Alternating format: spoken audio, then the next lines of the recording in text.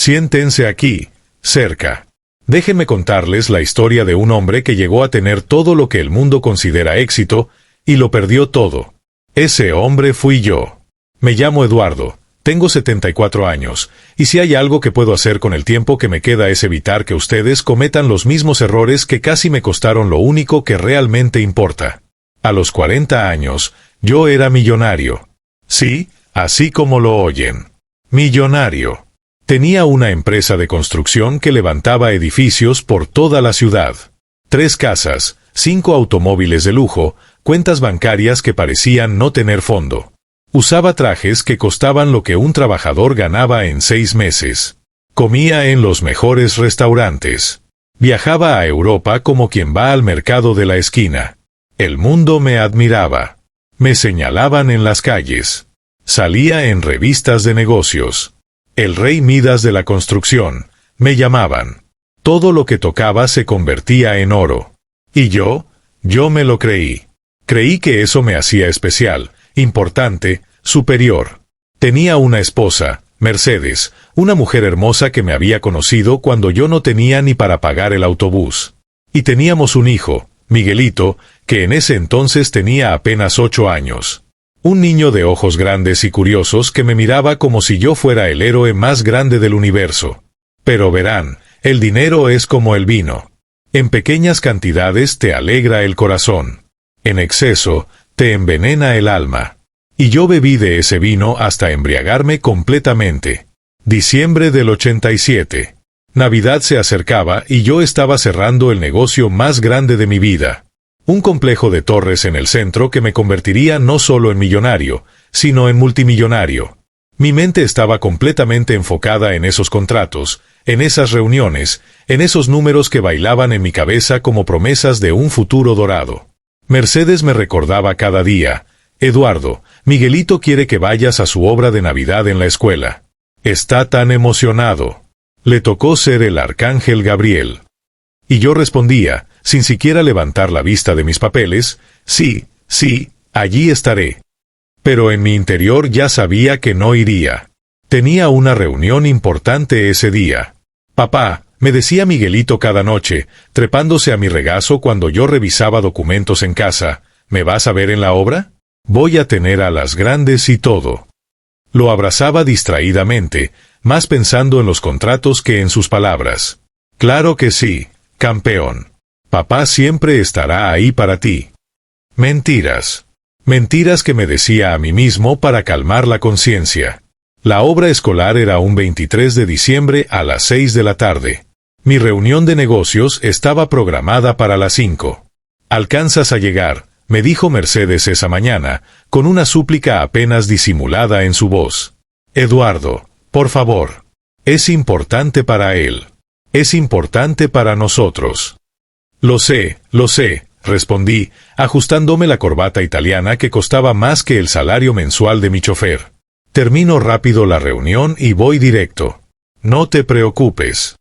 Pero las reuniones de negocios nunca terminan rápido cuando hay millones en juego.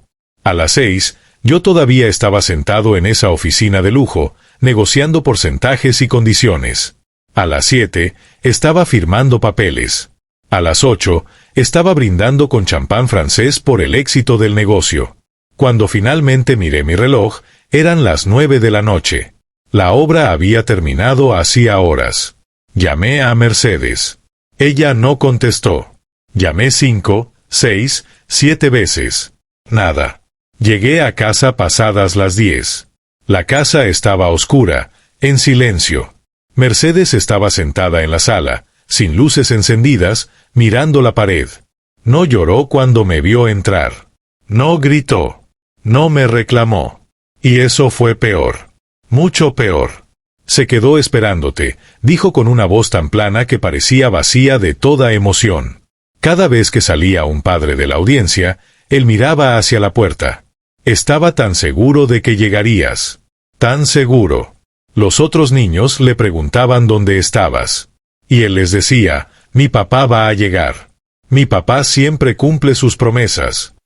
Cada palabra era como un clavo en mi pecho. Mercedes, yo.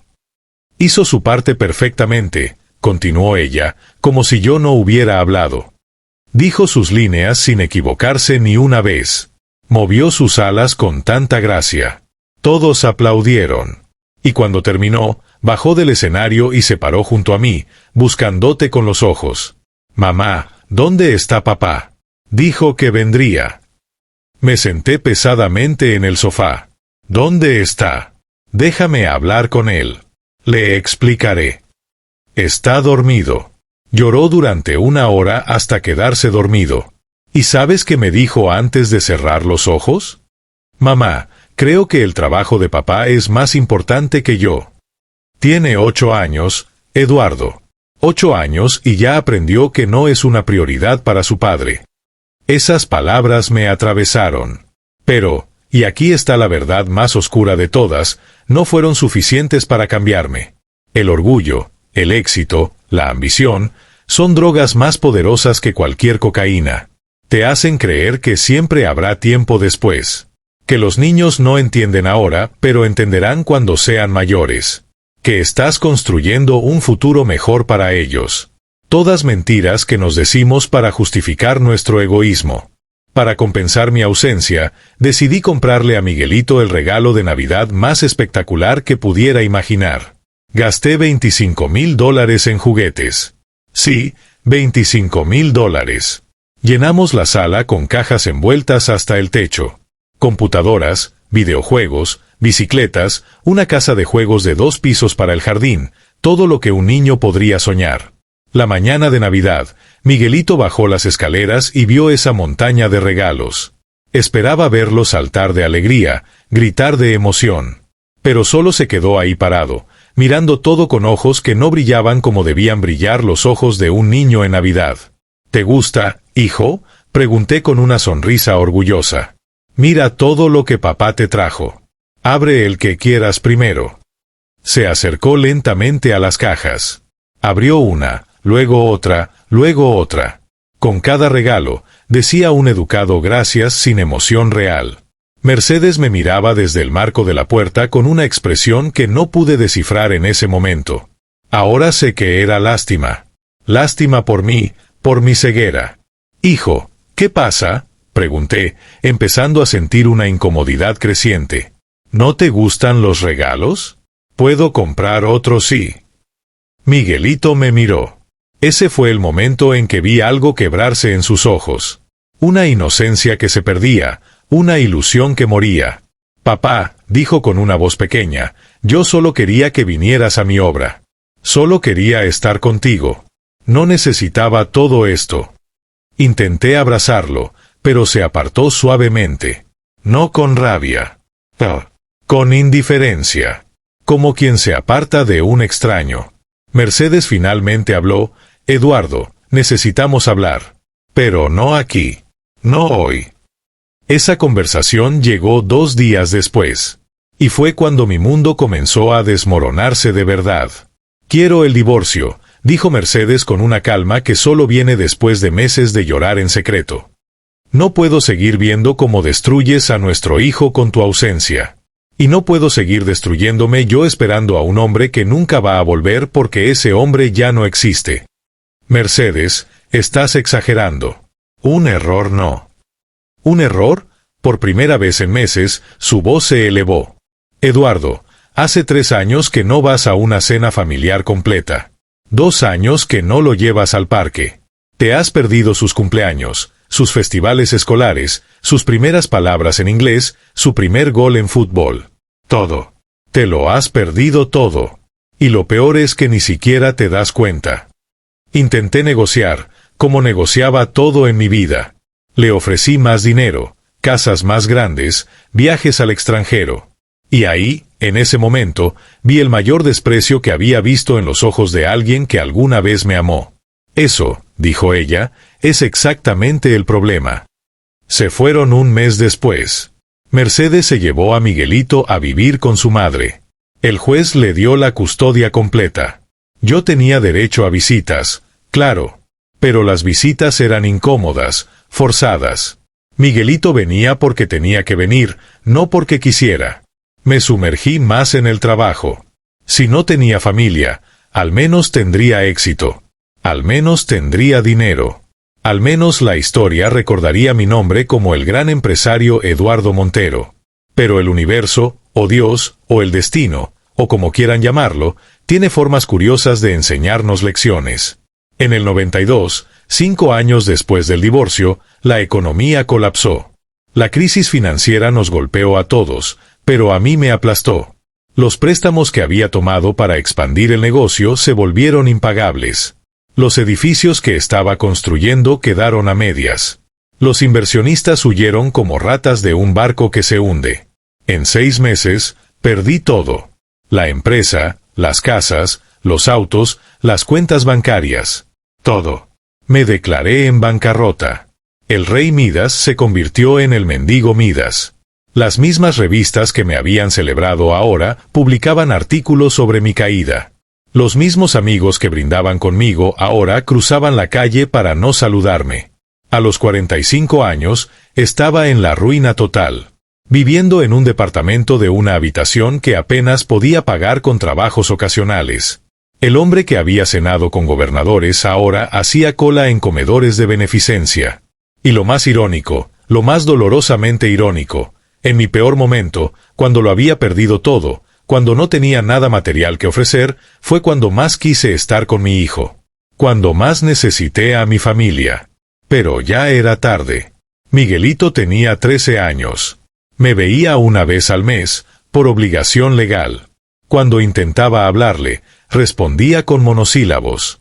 Cuando intentaba abrazarlo, su cuerpo se ponía rígido.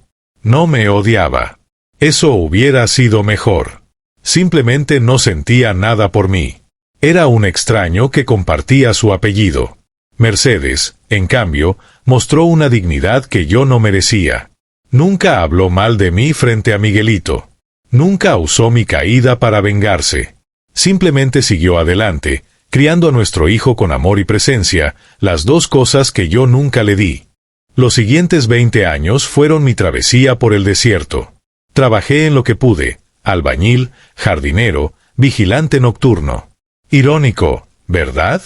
El hombre que construyó edificios ahora cargaba ladrillos para otros. El hombre que tenía jardineros ahora podaba arbustos ajenos. El hombre que tenía guardias ahora era el guardia. La vida me enseñó humildad de la forma más brutal posible. Aprendí los nombres de las personas que antes eran invisibles para mí. Compartí comida con quienes antes habría cruzado la calle para evitar. Descubrí que la dignidad no está en lo que tienes, sino en cómo tratas a los demás. Pero lo más duro no era la pobreza material. Era la pobreza del alma. Era saber que mi hijo crecía sin mí.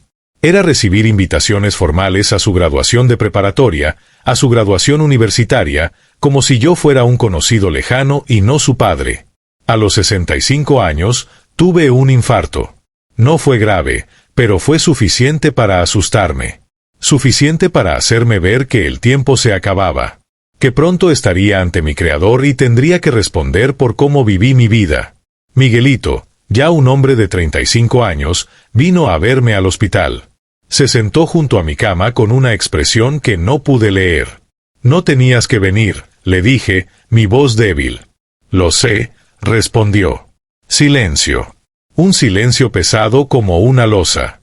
Hijo, comencé, y las lágrimas empezaron a rodar por mis mejillas. Sé que no tengo derecho a pedirte nada. Sé que fui el peor padre que pudiste tener.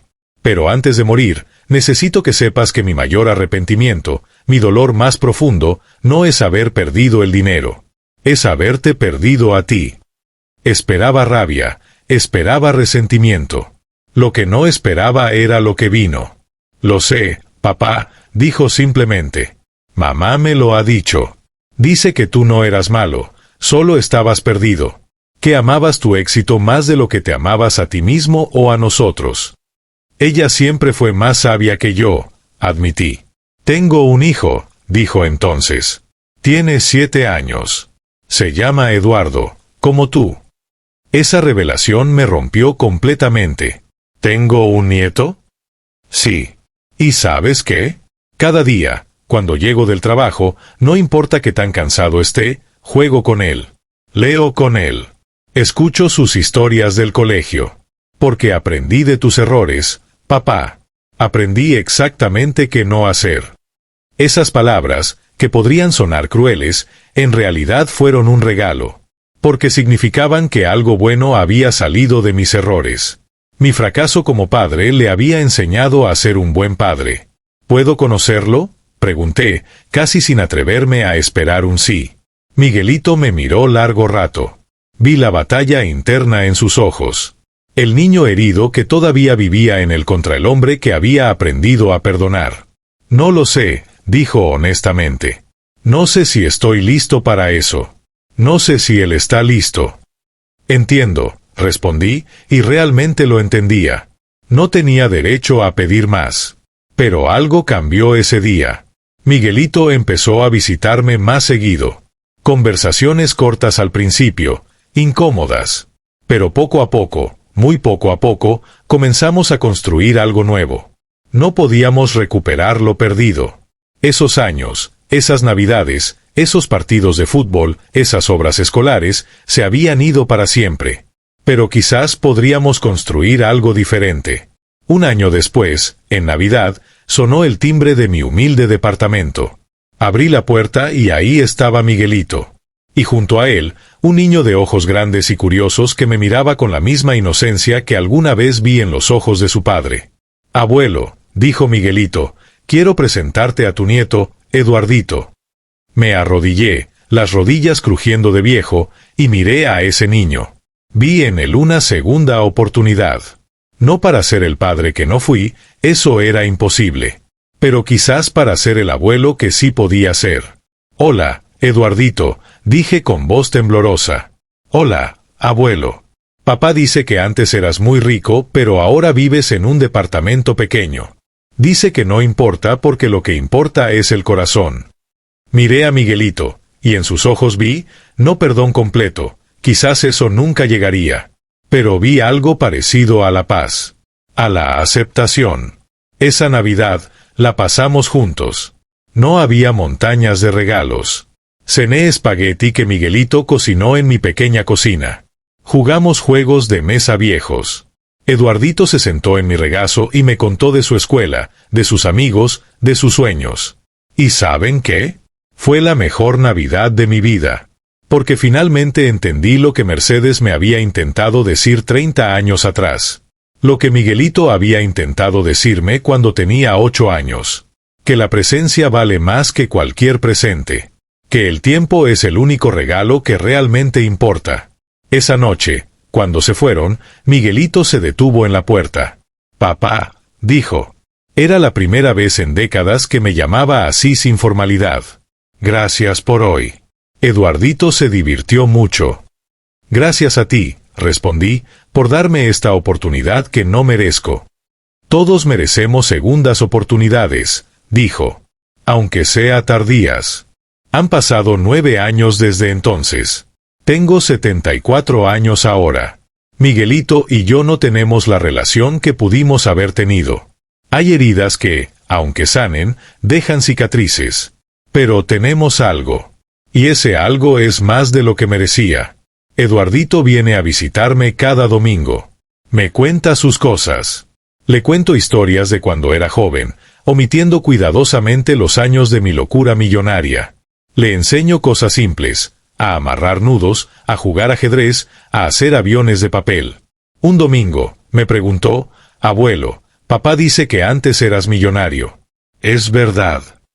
Miguelito, que estaba ahí, se tensó. Pero yo sonreí. «Es verdad, Eduardito. Tuve mucho dinero una vez». «¿Y qué se siente ser millonario?» Pensé en cómo responder. En cómo transmitirle una lección sin sermonearlo. «Se siente vacío», dije finalmente. «Porque cuando tienes mucho dinero, dejas de ver a las personas. Solo ves números, negocios, oportunidades. Y cuando te das cuenta de que las personas son lo único que importa, ya las perdiste». «Pero papá dice que recuperaste a la familia». «No la recuperé, Eduardito. Tu papá y tu abuela Mercedes fueron lo suficientemente buenos para darme una segunda oportunidad. Pero los años que perdí nunca volverán. Tu papá creció sin mí. Y eso es algo con lo que tengo que vivir cada día. El niño me miró con esos ojos sabios que a veces tienen los niños. Pero ahora estás aquí. Sí, respondí. Ahora estoy aquí. Y ese es el único momento que realmente tenemos, ¿verdad? El ahora.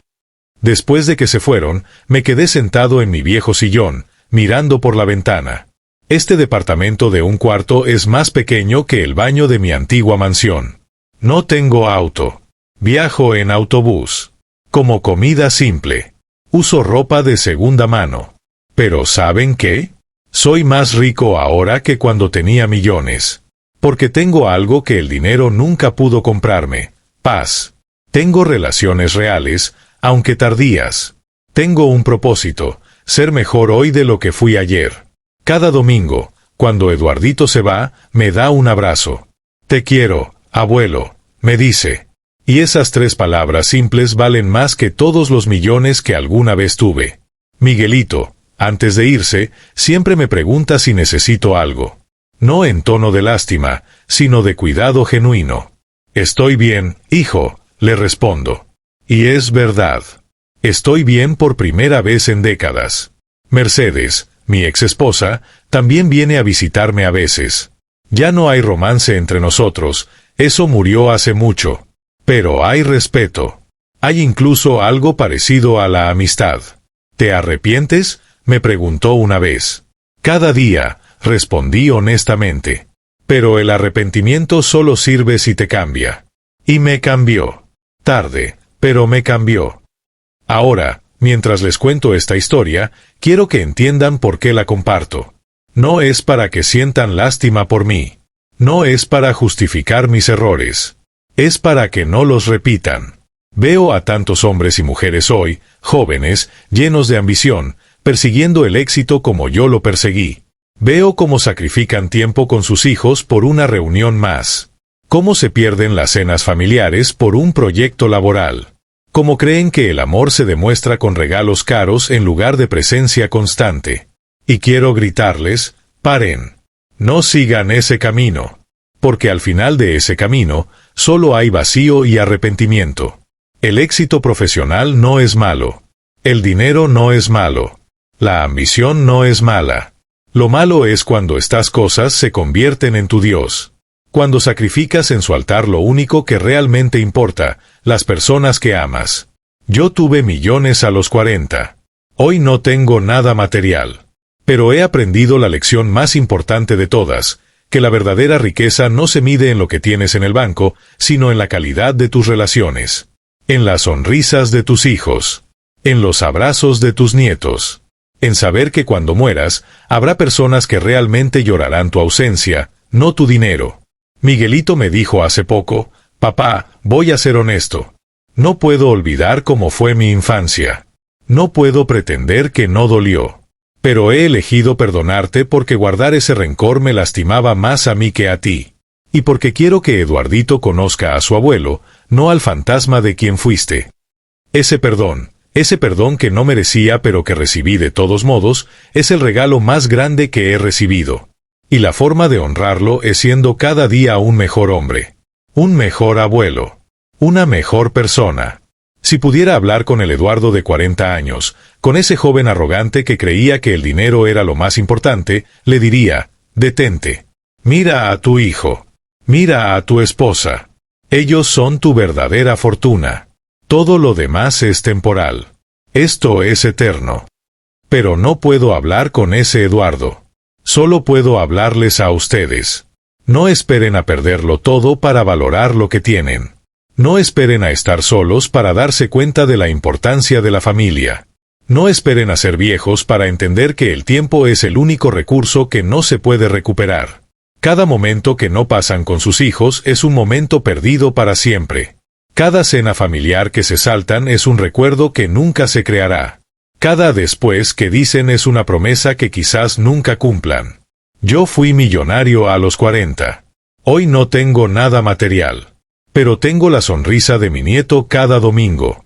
Tengo conversaciones con mi hijo que, aunque no borran el pasado, construyen un futuro. Tengo paz al cerrar los ojos cada noche sabiendo que hoy fui mejor que ayer. Y eso, mis queridos oyentes, es verdadera riqueza. La vida es corta. Los niños crecen en un parpadeo. El dinero va y viene. Pero el amor, las relaciones, los recuerdos compartidos, eso es lo que permanece. Eso es lo que importa. Eso es lo único que nos llevamos cuando partimos. No cometan mi error.